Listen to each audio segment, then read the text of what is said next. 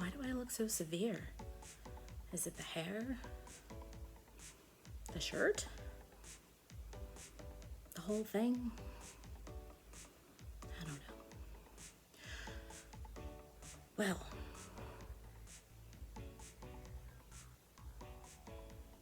once again, it was a doozy of a week here at our house, Gay Gardens, and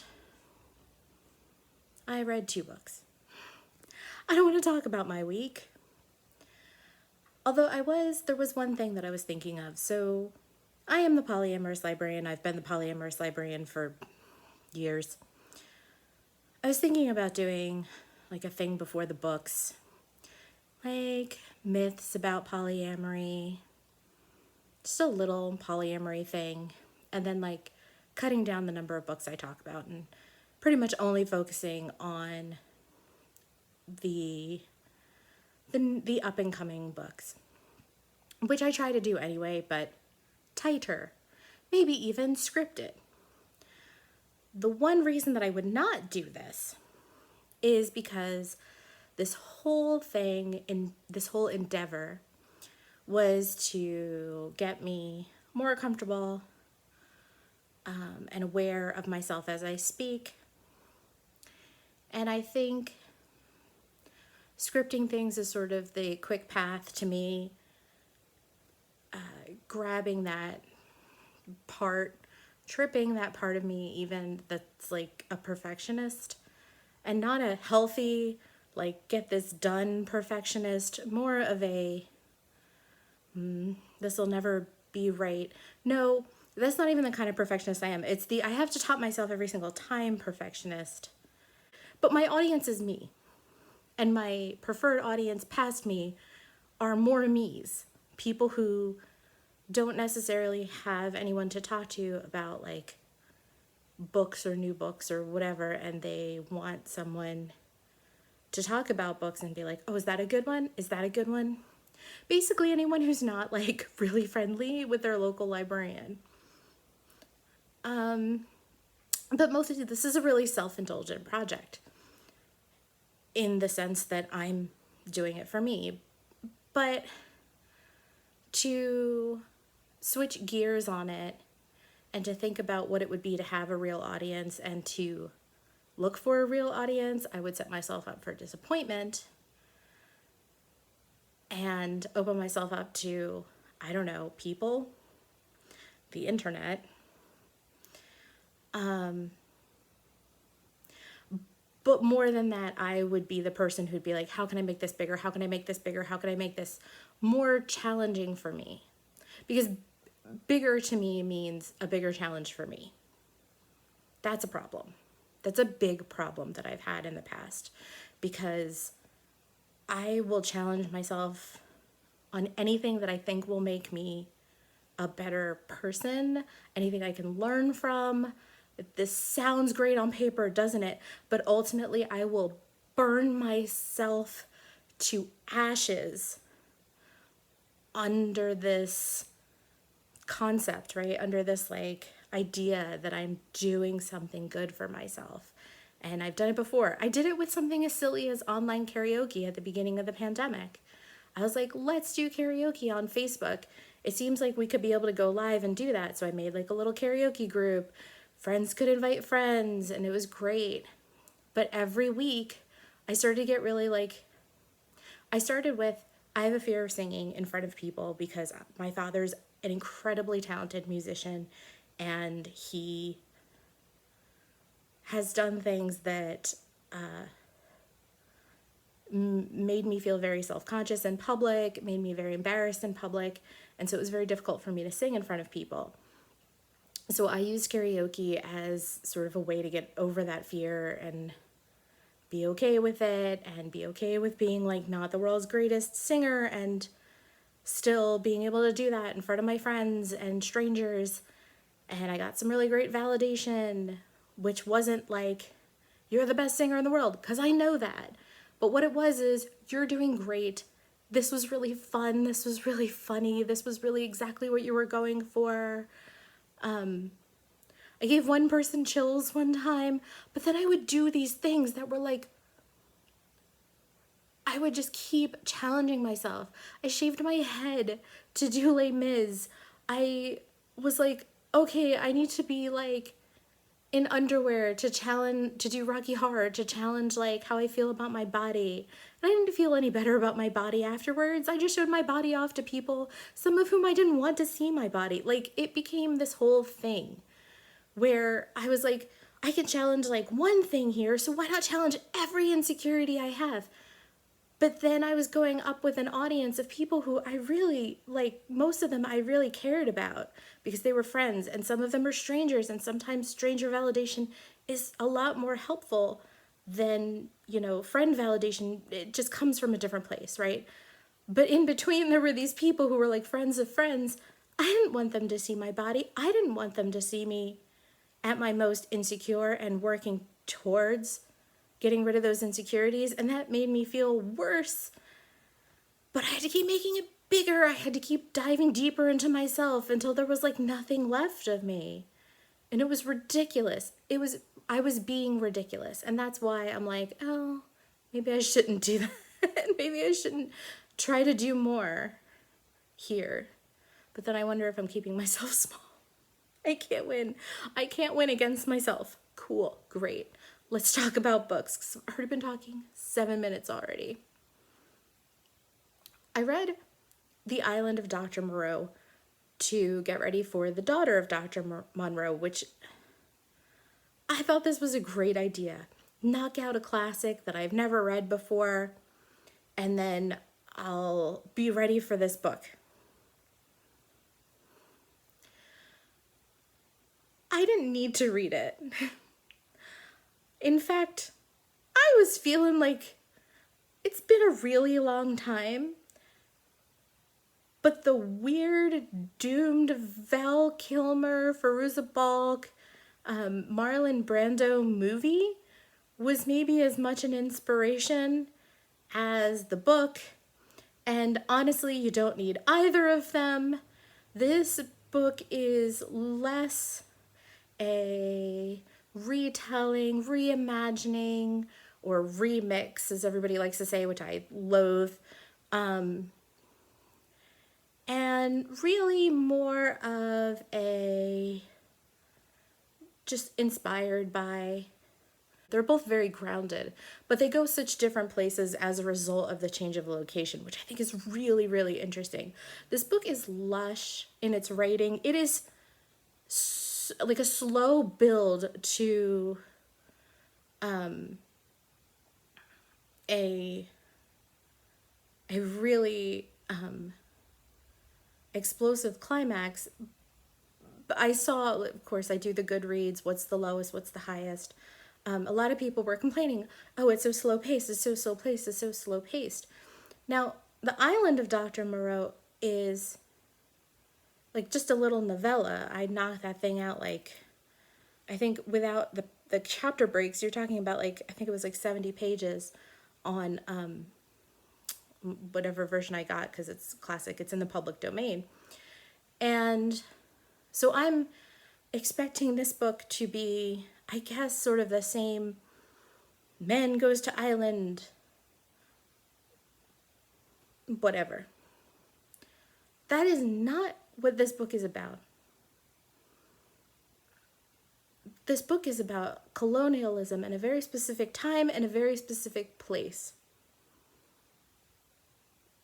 There are things about it that you might want to skip to the, if you're confused about the time and the place, you're going to want to skip to the back, read the notes that are in the back about the time and the place, and then start at the beginning.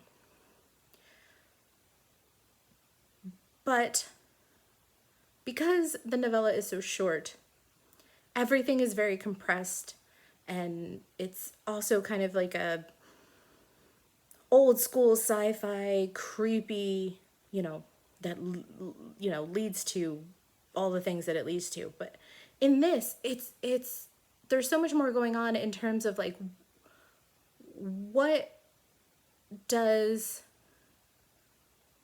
all of the things that are going on in terms of the like original plot, like this man who has, like, where would he get the money for this shit? Where would he, his experiments that he's doing, where would he, because in both stories, he's disgraced. Why would this, how would he fund all of the things that he's done? How would he be perceived? Why would anybody do what he does, and how would he get away with it? And I think that that's actually a really smart question to be asking when you're retelling a classic, is to sort of fill in those gaps. It would be like, hey, how did Dracula have the money to? Well, of course, it's inherited wealth. How does Dr. Moreau have, if he's so disgraced and cut off, how does he have the continued money to, well, this is answered. And I don't know, I really liked it. It did take me a while because I did feel like I didn't want to like read the book faster than the pace was. And so I ended up reading the book over quite longer than I expected. And I wanted to review it for last week when it came out. Did not happen. And I don't feel bad about that. I don't feel that you should push a book that's not meant to be read really, really fast. Like, the pacing's just not there. Yeah, I mean, I liked it. I didn't like fall madly in love with it, and I don't know if that's because I had certain expectations or like maybe it was the pacing, but I really enjoyed it, and I thought that without the slow pacing, you really would not have gotten a sense of how disrupted their lives are as things get disrupted. If you don't have the beginning and you don't really sink into a sense of their lives, the end means less. I mean, you can tell people all you want about how much someone loves the life that they live, but it's different than explaining it to them by showing it to them. Isn't that what we're supposed to do? Show, not tell, as writers? Anyway, I guess I am disappointed by the number of people who are like, I can't bear a slow-paced book. I gave it up. It was too slow-paced. Like, not everything is an action-adventure. I'm not really sure why everybody needs everything to be an action-adventure nowadays.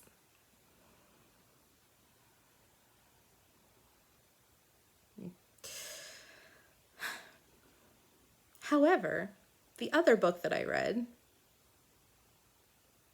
is a thinky book, but things are always happening. So maybe in terms of pacing, they just need this book, which is absolutely sci-fi. And it's interesting because sometimes I think there's this sense that we progress past a book's science to feel that it moves to the realm of fantasy, right? So The Island of Dr. Moreau would be one of those books where it was science fiction at the time, and now we sort of look at it and we're like, yeah. So I keep thinking of this book as a fantasy, but it is not. It is science fiction. It just has that sort of sense of, because it's set in the past, you want to be like, it can't be science fiction, it's set in the past. Tell it to steampunk. This other book that I read is called A Half-Built Garden. It is sci-fi, and for some reason, I don't know where I got this. I had the idea that it was about AI for some reason. It is not about AI. It is a first contact book. It is so cool. The thing that I really like about it is that it is a very modern right now book. It might age very poorly, actually, and I don't care. I really love that because it makes it feel retro now. Retro in the sense that there are these science fiction classics that we have that feel very much of a time and a place because of the science in it, because of the way that the people act, because of all of these other little bits and pieces. And that's what I feel like this book is.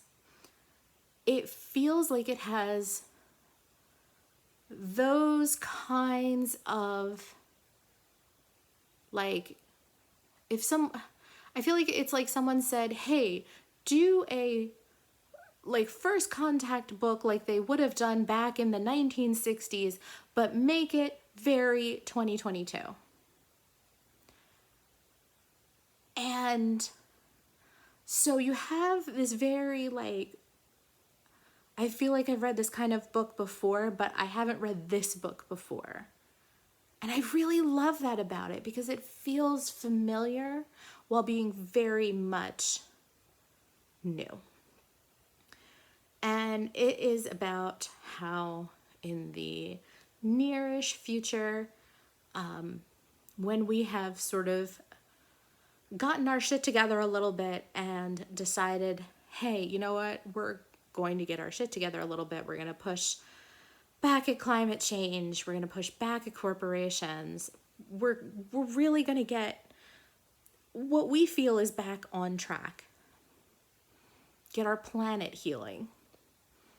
These aliens come and they're like, but you're really not, though. You're really on a pathway to extinction. So we're going to present you with this option. And we're like, or? And that's the premise of the book. I loved it. I really loved it. It had, this is what happens when I really, really enjoy a book. I want to get into the details of it, but it is just coming out today because I am filming after midnight. It is just coming out today, and I don't want to tell you all about it. I want you to watch this video. I want you to just immediately click on the link and go order it and then read the heck out of it, or go to your library and put yourself on the hold list or grab it off the shelf as soon as they're done putting all the things on it that I need to do. Cataloging and classification kind of sucks. Anyway, and then I want you to talk about it with me. So, yeah. And I love this author. So she did another book that's like, sort of like Lovecraft without the racism, updated Lovecraft. And those books are really good too. I hope she does more of them. They were really neat. Yeah. So I'm really excited. I also got approved for the Atlas Paradox, and I'm reading that now. It is exactly as I remembered it. So wordy, so very wordy, just filled with so many words. It's exactly like listening to your friend talk when they're high or telling you about how they got high. Like, half of it's great and the other half is just, you're sitting there waiting for them to get to the good part. Like, half of this is nonsense. Get to the part where you actually had a breakthrough or something, or did something cool. I don't know.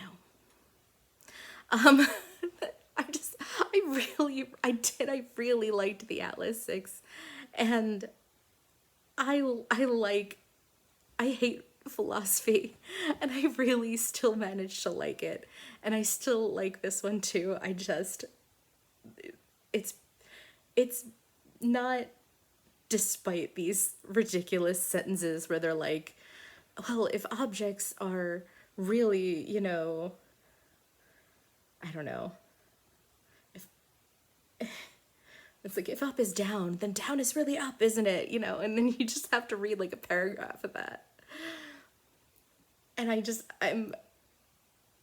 it comes out in October, so I really just shouldn't be talking about it this much, but I don't think that I've ever read a book where an author has tried so hard to convince the readers that the characters could not possibly care any less about anything. But instead of like, I don't know, using words or anything, it's just like, he said, very disinterestedly. No, seriously, very disinterestedly. The book is just, I feel like I feel about the Atlas Six the way that other people might feel about Gideon the Ninth, but I don't. I don't feel that way about Gideon the Ninth. I never, ever felt this way about the writing in Gideon the Ninth. I don't like the writing. I like Gideon.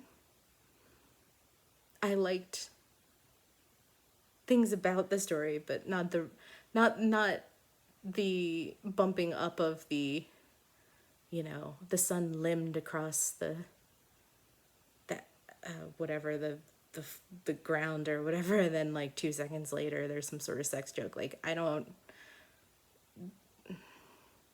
or meme. Like, the meme stuff killed me. But for the Atlas Six, this constant need for all of these people to assure you that they are indeed sociopaths is just never stops amusing me. Absolutely never. So I'll be talking more, I guess, about that next time. I'll probably be done with it soon. Definitely gonna be reading it for at least another hour tonight. Okay. Bye now.